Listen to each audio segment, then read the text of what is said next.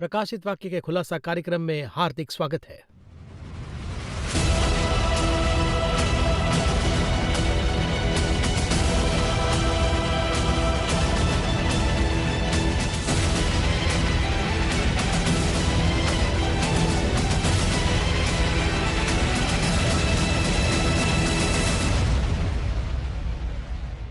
इस कार्यक्रम में फिर से brother MD Jagan from heavenly ladders ministers आए हैं। Let's welcome him and ask him a few questions. Brother Jagan, welcome to the programme. धन्यवाद। हम लोग रेवलेशन 2 के सीजन 2 में हैं और मुख्य रूप से हमने 7 चैप्टर के बारे में पिछले एपिसोड में देखा और डिटेल से एक्सप्लेन किया। लेकिन आप हमेशा ये बार बार कहते हैं कि ये 7 जो है ये एक बहुत ही रहस्यमयी चीज़ है।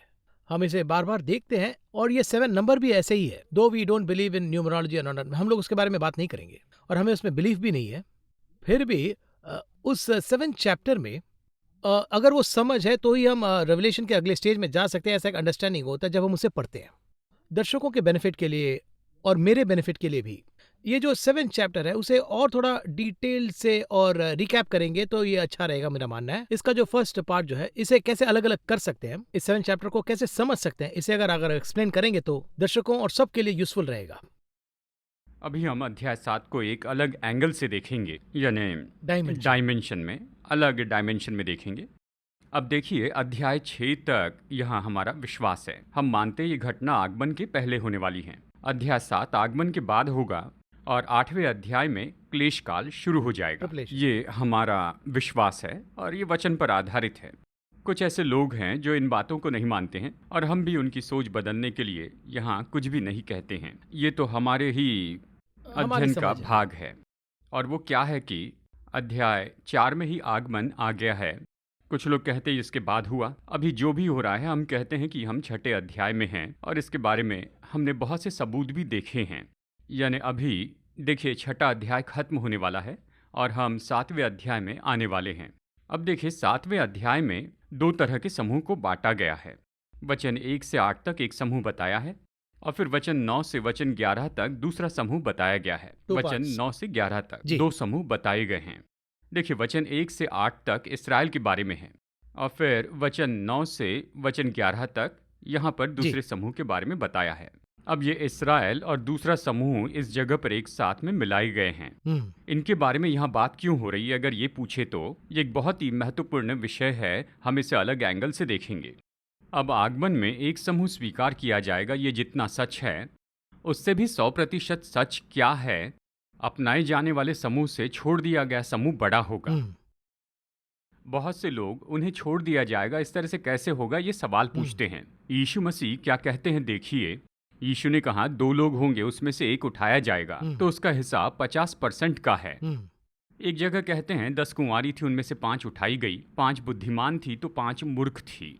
जो मूर्ख थी उनके लिए द्वार बंद कर दिए गए। यहाँ पर भी यही कहना चाहिए 50%। मसीह के आगमन में 50% लोग चले जाएंगे, ये स्वयं परमेश्वर ने ही चाहा है। खैर कितने लोग जाएंगे ये परमेश्वर को ही पता है, हमें पता नहीं है। हम अपनी समझ के लिए ये मानते हैं। अब ये सभी बंटवारा कहाँ पर शुरू हुआ, यहीं पर शुरू हुआ, 7 चैप्टर में, 7वें अध्याय में शुरू हुआ। अब इसी समय में उस क्लेश काल में, यानी वहाँ परमेश्वर के द्वारा बचाए गए 1,44,000 लोग होंगे। ये क्यों बचाए गए? केवल इसलिए, यानी जो गवाही का समय है उसमें ये फैलते और फूलते जाएंगे। तो इस तरह का एक समूह यहाँ पर बचाया जाएगा। अब देखिए इसके बाद में इस अध्याय में क्या हो रहा है। ये सब जो हो रहा है 8वें अध्याय में क्लेश काल शुरू हो जाएगा।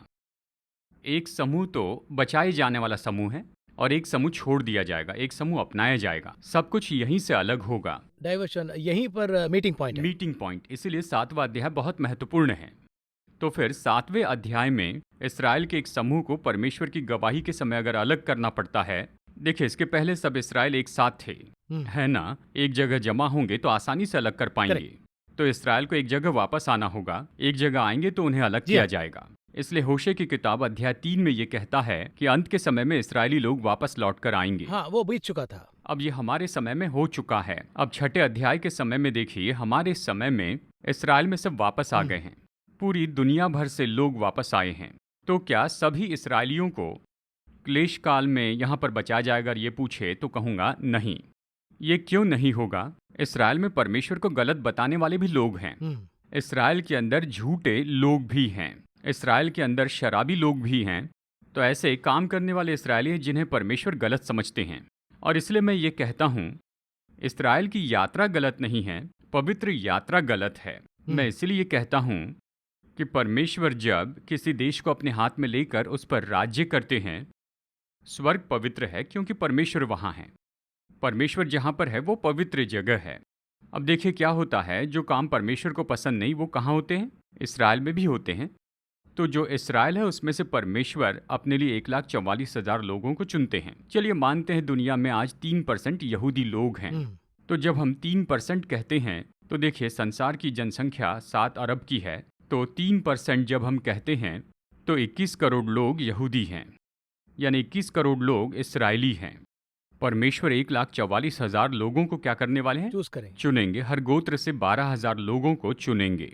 वो कहाँ पर है हम नहीं जानते, लेकिन वो सब लोगों को एक जगह पर जमा करने वाले हैं। यानी इन सबको एक जगह पर जमा करते हैं और फिर उनमें से सबको अलग अलग करते हैं। तो अध्याय 7 में ये काम होने वाला है। इसराइली लोग यहाँ पर जमा होंगे, ये हमारे लिए चिन्ह है। अब देखिए इसराइलियों के बारे में 7वें अध्याय में ये एक समूह नहीं है, एक गोत्र नहीं है, दान का गोत्र नहीं है। अब इसके पीछे कारण क्या है? दान गोत्र विरोध में चला गया, ये तो याकूब ने कहा। अध्याय 49 में याकूब ने जो दर्शन देखा तो ये किस में बदल गया? सांप के बच्चों में बदल गया। तो इसी गोत्र में से एंटी क्राइस्ट आने की संभावना अधिक है, इस तरह से हम मानते हैं। देखिए बाइबल में प्रकाशित वाक्य अध्याय 17 कहता है वो 7 पहाड़ियों के नगर से आएगा। 7 पहाड़ियों का नगर तो रोम का नगर है। विरिनल, विमिनल, कैपिटलिन, एवेंटीन, पैलेंटीन, सिलियन, स्पेलियन, ये 7 पहाड़ियों के नाम हैं। तो वो 7 पहाड़ियों के नगर से आएगा। देखिए इस तरह से बाइबल में हमें बताया गया है। अब देखिए बहुत से लोगों में कन्फ्यूजन ये है, एंटी क्राइस्ट रोमी होगा या इसराइली? दान गोत्र से तो इसराइली होना चाहिए, 7 पहाड़ियों के नगर से यानी रोमी होगा। और इसलिए मैं यहाँ पर आपको एक उदाहरण दे रहा था। इसराइलियों का विश्वास है कि उनका मसीहा कहीं से भी आएगा। वो पूरी भूमि में फैले हैं, यानी इसराइली पूरी दुनिया में बिखरे हैं। इसराइली केवल इसराइल में ही नहीं है। मुझसे पूछिए, इसराइल में तो वो कम हैं। इसराइल के बाद अमेरिका में देखिए वो तो बहुत ज़्यादा हैं। तो उनका विश्वास है कि मसीहा कहीं से भी आएगा। एक दिन इसी रोम नगर से, इसराइल के एक गोत्र से, यानी इसके बारे में देखें तो, इसका अध्ययन करें तो ये दान गोत्र से होगा। एंटी क्राइस्ट एक पॉलिटिकल लीडर होगा, सब जानते हैं। तो दुनिया रोम की ओर देखती है, लेकिन इसराइल उसे कैसे देखता है?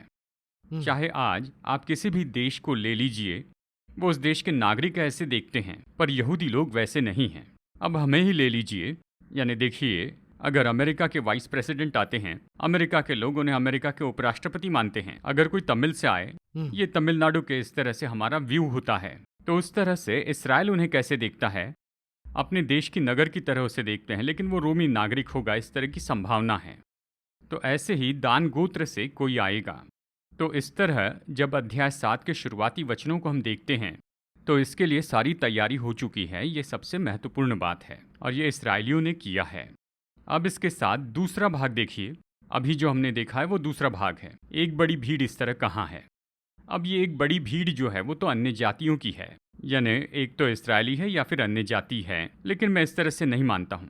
मैं मानता हूँ इसराइली और परमेश्वर की संतान है, क्योंकि बाइबल इसी तरह कहती है, जितनों ने इसे ग्रहण किया उतनों को उसने परमेश्वर की संतान होने का अधिकार दिया। तो कुछ लोग इसे अन्य जाति का कहते हैं।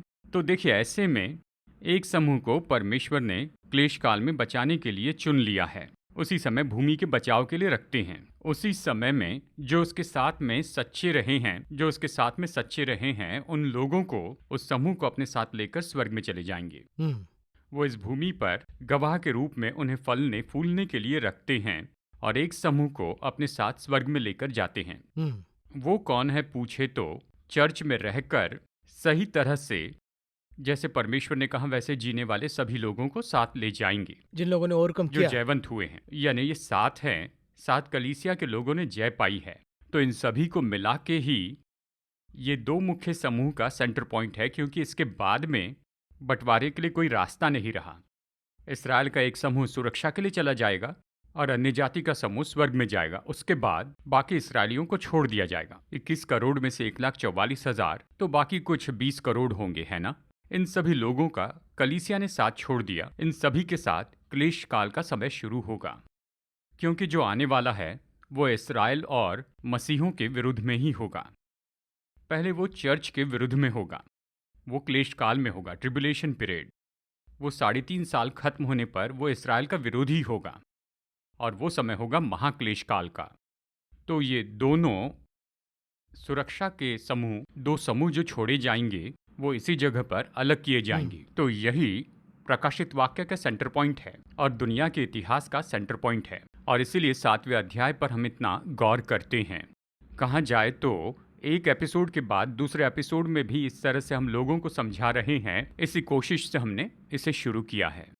जब हम इस 7 चैप्टर को देखते हैं तो परमेश्वर हमें अलग कर रहे हैं, ऐसा हमें लगता है। क्योंकि देखिए, people are separated in the 7 chapter, और वहाँ पे मीटिंग पॉइंट में उसका आपने 2 तरीके से बहुत ही स्पष्ट एक्सप्लेनेशन दिया है। Meeting point is to be separated, तो एक ग्रुप को परमेश्वर ले रहे हैं और एक ग्रुप को वो छोड़ दे रहे हैं। हाँ, तो अब सवाल ये है कि कौन से समूह को वो ले लेंगे और किसको वो छोड़ देंगे। क्या मैं इसमें रहूंगा, ऐसा एक सवाल पैदा होता है। और दूसरी बात, हमें इसमें लिया जाए इसके लिए मेरा क्वालिफिकेशन क्या है, ऐसा एक सवाल के साथ भय भी है कि क्या मुझे छोड़ देंगे, मैं मिस हो जाऊंगा। मैं सब कुछ ठीक ही तो कर रहा हूँ, फिर भी क्या मैं उसमें रहूंगा, ऐसा एक डाउट आने का भी एक संभावना है। ऐसा जो सवाल पूछते हैं उनके लिए आपका क्या उत्तर है? ये 7 चैप्टर से आपका क्या एक्सप्लेनेशन है? मैं एक जगह से शुरू करता हूँ। कहाँ से? यानी परमेश्वर इतना प्रेमी है।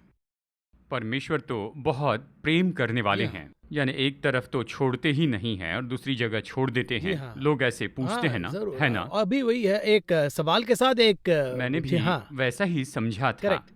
तो परमेश्वर, देखिए, इसे एक सिद्धांत ही बना के कि परमेश्वर तो बहुत ही कृपालु है, ग्रेशियस गॉड, इसीलिए वो ऐसे क्लेश में नहीं छोड़ेंगे, हम पर किसी तरह तरस खाकर ले जाएंगे। तो डरिए नहीं, ऐसा एक समूह कहता है। जी हाँ, एमडी जगन डरा रहे हैं। हाँ, ऐसे भी एक ग्रुप है। यानी परमेश्वर को आप इस तरह से लेते हैं कि परमेश्वर आपको ले जाना चाहते हैं। हम समझते हैं वो तो कृपालु परमेश्वर हैं, हमें ले जाना चाहते हैं। कहिए कि किसी तरह वो आपको नॉर्थ पोल में ले जाना चाहते हैं, क्योंकि मैं तुमसे प्रेम करता हूँ। यानी देखिए, मुझे नॉर्थ पोल में रहने की आदत है। वहाँ के मौसम के लिए वहाँ के कपड़े वगैरह सब कुछ है, थर्मल वेयर है, सब है, वहाँ का खाना भी जमता है, क्योंकि मैं वहाँ रहने का आदी हूँ। पर मैं अश्विन को लेकर जाना चाहता हूँ। अश्विन को वहाँ पर के कपड़े पहनाए बिना ही, नॉर्मल इंडियन कपड़े जैसे आप पहने हैं, कोट के साथ, नॉर्थ पोल में आपको उतार दूं तो लगेगा कि यहाँ क्यों आए। वहाँ पर जी नहीं पाएंगे, उनसे ठंड बर्दाश्त नहीं होगी, वहाँ पर जम जाएंगे, कुछ नहीं कर पाएंगे। इस भूमि पर जहाँ पर पाप के विचार हैं, यहाँ से निकाल कर ऐसी जगह पर ले जाए जहाँ पर पाप नहीं है। ऐसी जगह जहाँ पर पाप नहीं, अगर मुझे वहाँ छोड़ दे तो फिर क्या होगा? सर्वाइवल बहुत ही मुश्किल बस क्या, कहानी खत्म। अगर आप मुझे मार्स पर छोड़ देंगे विदाउट ऑक्सीजन, कुछ नहीं कर बस यही। यानी पूरी तरह से पाप में फंसे हुए लोगों को परमेश्वर दया करके वहां छोड़ दे तो वहां नहीं रह पाएंगे। तो परमेश्वर चाहते हैं उस जगह के अनुसार मैं तुम्हें बदल कर लेकर जाऊंगा। हमें मोल्ड कर रहे हैं। ये भी उसका प्रेम ही है ना। कुछ लोग पालतू जानवर की इच्छा रखते हैं, उसे लेकर आते हैं, घर में लाने पर उसे खाना नहीं देते, कुछ भी नहीं देते, देखते भी नहीं। तो एक दिन निश्चय आप उसे मरा हुआ ही पाएंगे। उस पर जो प्रेम है उसके कारण उसे हर घंटे उठाते हैं, हर 1 घंटे में उसे उठाते, उसे सोने नहीं देते हैं, लेकिन जो करना नहीं करते। उस तरह परमेश्वर हम पर प्रेम जताए तो माओ स्वर्ग में लेकर जाता हूँ। परमेश्वर क्या करना चाहते हैं? परमेश्वर आपको स्वर्ग में लेकर जाना चाहते हैं, उसके पहले आपको तैयार करना चाहते हैं। जहाँ कोई नहीं मिलता वहाँ पर वास करने वाले वो परमेश्वर हैं। मैं जहाँ पर रहता हूँ वहाँ पर तुम्हें ले जाऊँगा। जो मरा नहीं है, पवित्र परमेश्वर है, जिसने पाप नहीं देखा, ऐसा शुद्ध पुरुष, वो आपको अपनी जगह पर लेकर जाना चाहते हैं। तो उसके अनुसार आपको बदलना होगा, एक प्रोटोकॉल उसके लिए भी और इसीलिए हमें उसने कलीसिया में रखा है, वचन हमें दिए हैं, और उसके साथ 2000 साल का समय भी हमें दिया है। यानी हमारा जीवन काल तो 70 या 80 साल होगा। आप उसके अनुसार अगर बदलते नहीं, दुनिया के हिसाब से रहते हैं, तो फिर अंत में वो आपको स्वर्ग में लेकर जाएंगे। तो इस तरह की कोई बात नहीं है। जी हाँ, हाल ही में कुछ यंगस्टर्स से मैंने कुछ मीटिंग किया था, एक 25-30 साल। उनका ये सवाल है कि क्या आप जब देखो प्रभु का आगमन हो रहा है, प्रभु का आगमन हो रहा है, आप कहते ही जा रहे हैं प्रभु का आगमन तो है ही, लेकिन हम इसे समझे ऐसे बताइए आप। देखिए, हम तो यंगस्टर्स है, हमें भी तो जीना है ना, और हमारी समझ के अनुसार आप ये बात कहिए ना, ऐसा उन्होंने कहा। और मैंने बहुत हंसकर उन्हें जवाब दिया, आपके अनुसार मतलब प्रभु का आगमन तो फैक्ट है ही है, प्रिपेयर होना भी सत्य है। कैसे कहना, आपसे बदल के कहना चाहते हैं क्या? कहे कि नहीं, लेकिन उनके हिसाब से एक स्टाइल पूछ रहे वो। यही तो आज की दुनिया है। देखिए, मोड ऑफ कम्युनिकेशन बदल गया हाँ, है ना? पहले पन्नों पर लिखा जाता था, फिर प्रिंटिंग मोड आया और अभी डिजिटल है।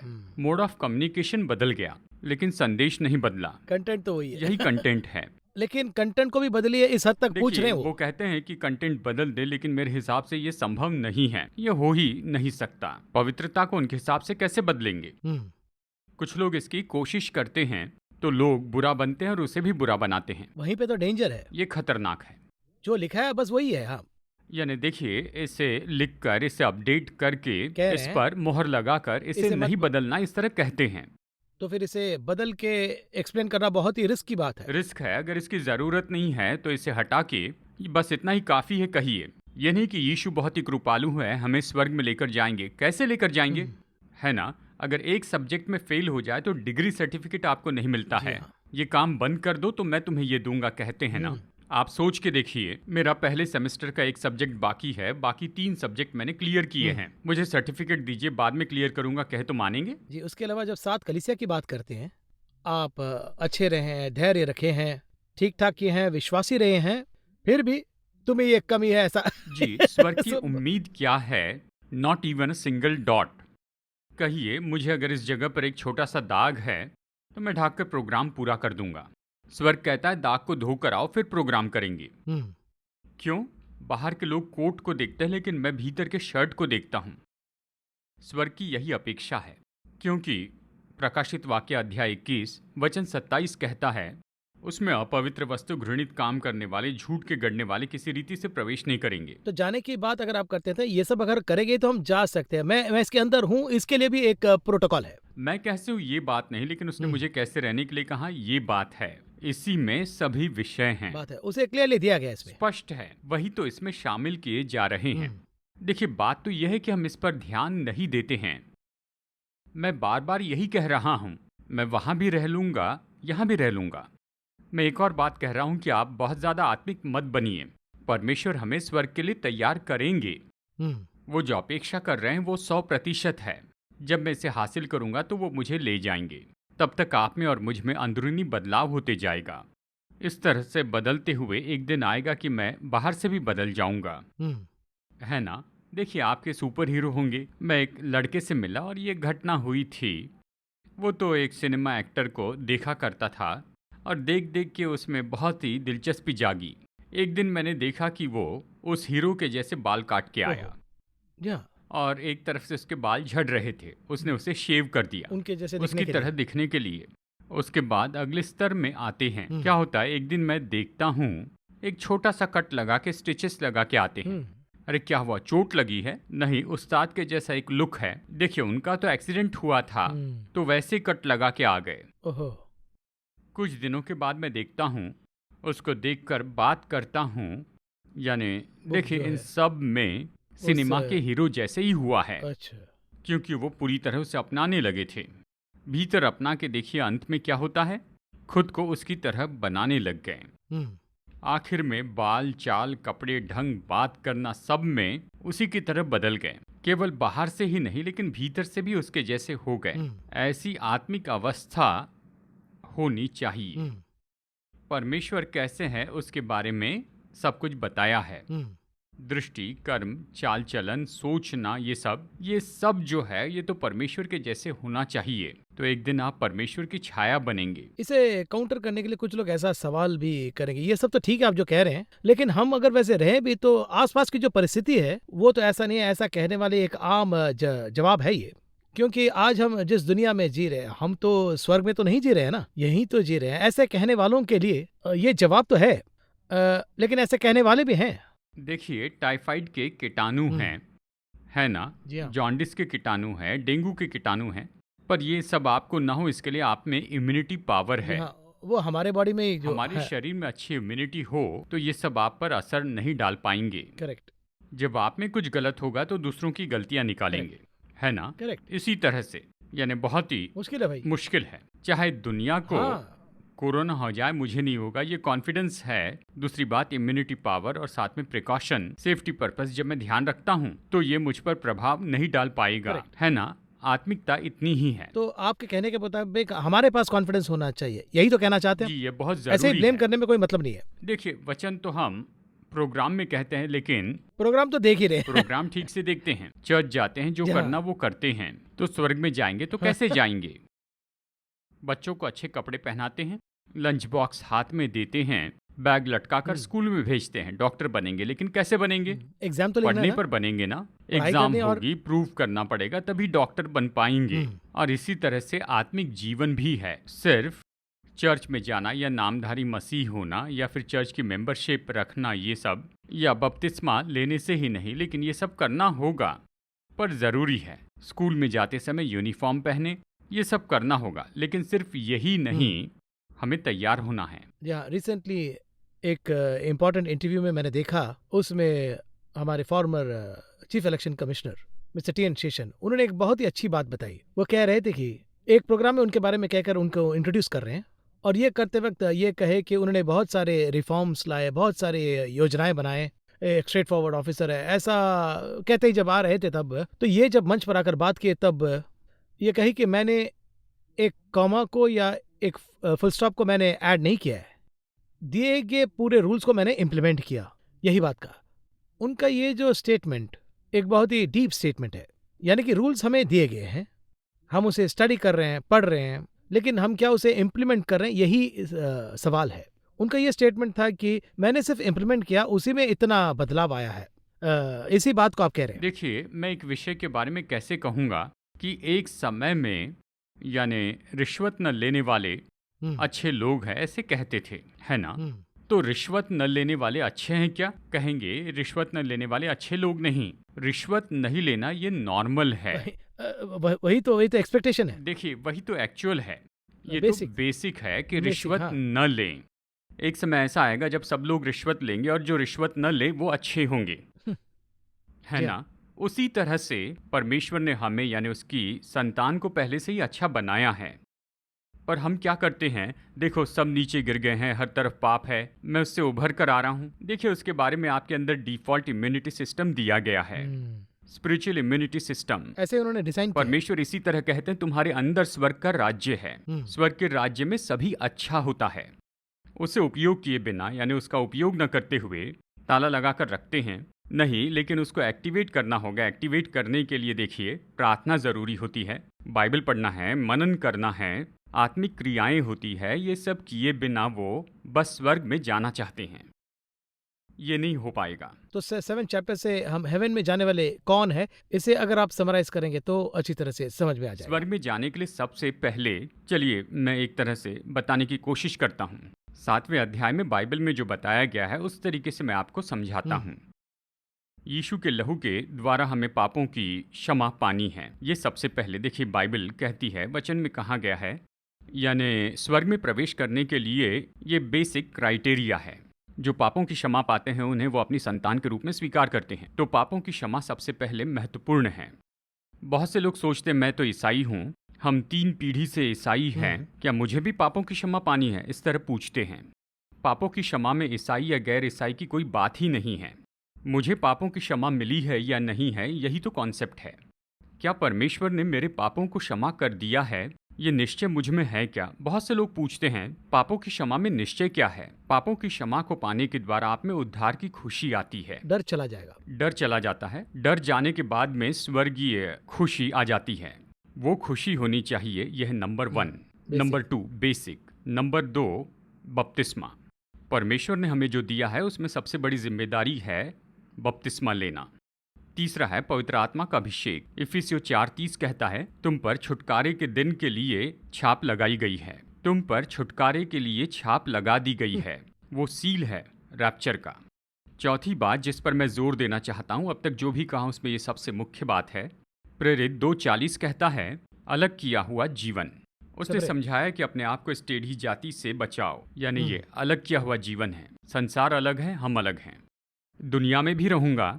कुछ लोग कहते हैं मैं अपना सिर वहां रखूंगा, पूछ यहां पर रखूंगा। तो कहते हैं मैं वहाँ पर भी हूँ, यहाँ पर भी हूँ। वचन कहता है अगर मसीह परमेश्वर है तो परमेश्वर के साथ जिए। हम दोनों की सभा में नहीं रह सकते हैं, एक तो संसार में या फिर परमेश्वर के साथ रहें। सोचिए किसे चुनेंगे। प्रभु के साथ बने रहें, उसकी बातों को मानते जाएं, तो स्वर्ग में जाना हमारे लिए आसान हो जाएगा। यही इसका पूरा सार है। बहुत सारी बातों को आपने एक्सप्लेन किया ब्रदर जगन, बहुत ही डीप था, और उसके अलावा कुछ प्रैक्टिकल बातें भी हमने की। हमारे प्रोग्राम का जो विश है या फिर हमारा जो डिज़ायर है वो ये है कि जो इसे देख रहे हैं यूट्यूब में या फिर टीवी में या फिर ओटीटी में या फिर कहीं भी देख रहे हो, उन्हें भी हेवन में आना है। यही हमारा थिंकिंग है, परमेश्वर की इच्छा तो बस योजना यही ये है। है। हमारा कोई और एजेंडा नहीं है। हम किसी से कुछ नहीं मांग रहे हैं, किसी से कुछ भेजने के लिए नहीं कह रहे हैं, कुछ भी नहीं कह रहे हैं। किसी तरह वो बाइबल को पढ़ें, डीपली जाकर हेवन में उन्हें आना है, वो एक बात। दूसरी बात, हम भी उसी को एम करके जा रहे हैं। अब उनके लिए ये जो आपने कहा, ये जो कैरेक्टरिस्टिक है, उसे सिर्फ फॉलो भी करना है, इम्प्लीमेंट भी करना है, सिर्फ सुनना ही नहीं, इसके हिसाब से हमें जीना है। ये कहकर प्रार्थना करते हुए आप ये समाप्त करेंगे तो बहुत ही अच्छा होगा। प्रार्थना करते हैं। सर्वशक्तिमान पिता परमेश्वर, आप हमारे लिए कितने अवसर प्रदान करते हैं। हम स्वर्ग में प्रवेश करें, इसके लिए आपने अपने इकलौते पुत्र को भेजकर अपना प्रेम हम पर प्रकट किया। परमेश्वर, हम आपके पीछे चले, आपके वचन को मानते जाएं, और प्रभु हम आपके पास पहुंचे, ऐसी कृपा कीजिए। केवल हम ही नहीं, पर इस प्रोग्राम को देखने वाला हर एक व्यक्ति, एक बहुत बड़ी भीड़ आपसे सामने खड़ी हो, आपके सिंहासन के सामने हो और मेमने के सामने खड़ी हो जाए। परमेश्वर, ऐसी कृपा कीजिए। आपके नाम को महिमा देते हैं, यीशु के नाम में मांगते हैं पिता।